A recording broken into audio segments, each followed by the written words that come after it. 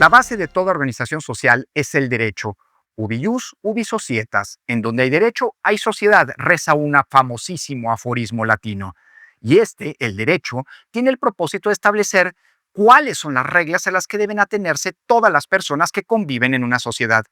En ese sentido, el derecho sirve para ordenar la vida colectiva a partir de directrices de comportamiento que deben ser claras, en la medida de lo posible estables y conocidas por todas y todos.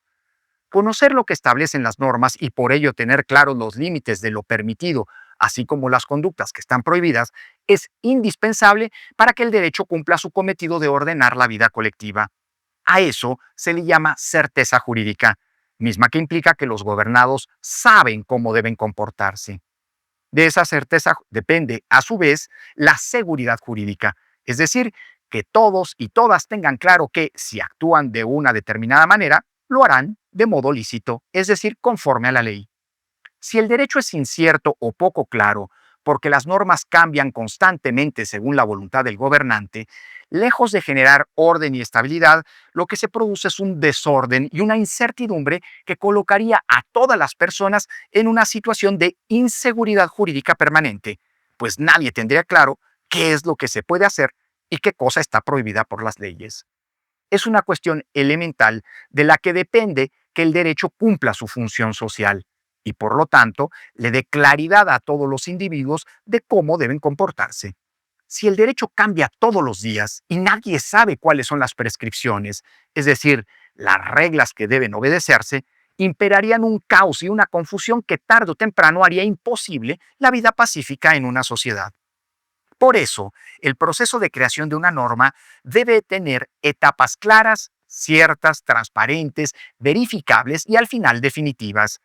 Que públicamente se sepa que una norma es válida y por lo tanto obligatoria es una condición esencial para que las personas tengamos claridad de cómo debemos comportarnos sin que nuestra conducta implique una violación de las reglas jurídicas. De este modo, una vez que una ley es aprobada por el Congreso, promulgada y publicada por el Ejecutivo y eventualmente impugnada ante el Poder Judicial y convalidada por por estar apegada al marco constitucional, todo el mundo tiene claridad de qué es lo que la norma ordena, la ley ordena y cómo debemos comportarnos.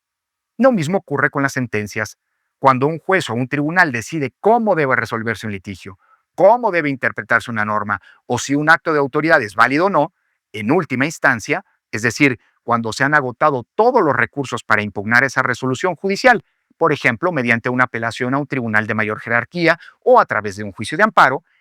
la sentencia adquiere definitividad, es decir, concluye el litigio y es irrevocable. De no ser así, una sentencia definitiva o un juicio de amparo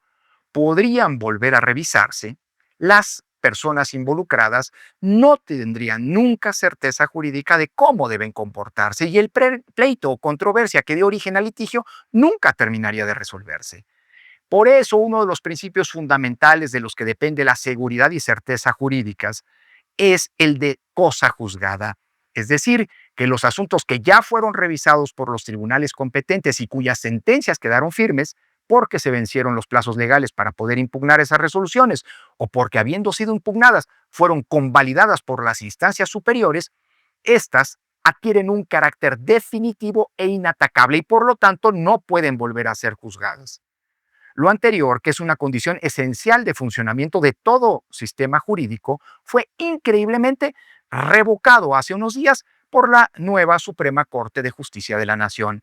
evidenciando con claridad la gravedad de la corrupción política que ha supuesto la elección popular de sus ministros, querida por el obradorismo, y que los ha convertido en actores subordinados a los intereses del poder y no guardianes del orden constitucional como deberían ser. La semana pasada, en efecto, la mayoría de la Suprema Corte resolvió que los juicios que han concluido pueden ser reabiertos si se tienen indicios o pruebas de que el proceso fue fraudulento. Si bien aún no se han determinado los criterios que sustentarán esa resolución, pues se reservaron para una discusión posterior, el tema es profundamente alarmante, sobre todo si se toman en cuenta los argumentos de las y los ministros que avalaron esa resolución. Y es que, ¿quién va a determinar el carácter fraudulento de las pruebas, argumentos o interpretaciones sobre las que se fundó una sentencia firme y definitiva para reabrir el caso? ¿Quién va a considerar suficientes los indicios de que hubo un fraude procesal como para reabrir un caso cerrado? ¿Quién garantiza que no habrá criterios políticos o de otra naturaleza para decidir que un caso incómodo para el gobierno y que ya fue juzgado vuelva a revisarse? ¿Serán los jueces electos políticamente que hoy colonizan a la Suprema Corte y al resto del Poder Judicial? El asunto causó tal escándalo público que mereció incluso un rechazo de la presidenta Sheinbaum en su conferencia de prensa matutina, que, al menos, cubrió las apariencias pronunciándose en contra de la vulneración de la cosa juzgada, aunque me parece que en realidad este gobierno debe estar dando brincos de felicidad por la decisión de los ministros. La verdad, por muy escandalosa que resulte la resolución de la Suprema Corte, es que esta no debería sorprenderle a nadie. Si algo ha caracterizado al morenismo es su desprecio por el derecho. ¿O ya se nos olvidó aquello de que no me vengan con que la ley es la ley? Habrá que ver en qué termina esta historia, pero es muy probable que acabe siendo un paso más en la ruta de desmantelamiento total de la democracia constitucional y de los principios y valores que sustentan al Estado de Derecho, para dar paso a un régimen plenamente autocrático en donde lo único que valga es la voluntad de quien gobierna y el derecho se convierte en algo prescindible o bien moldeable para ajustarse a los designios autoritarios e incontrolados de quien detenta el poder.